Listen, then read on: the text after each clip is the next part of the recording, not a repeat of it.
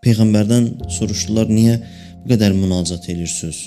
Buyurdu, şükür eləmək üçün. Şükür böyük bir məqamdır. Nə qədər təşəkkür eləyirəm, görürəm yox, layiq deyil. Hələ Peyğəmbər, ən kamil insan, ən pak insan, deyir mən nə qədər şükür eləyirəm, baxıram yox da, Allah bu qədərinə layiq deyil. Təşəkkür elədikcə biraz da çox xəcalətim artır. İlahi bağışla, bağışla mən sən mənlə olduğun kimi ola bilmirəm. Sən mənlə necəsən? Necə dostluq edirsən mənlə? İlahi necə vəfalısan mənə qarşı?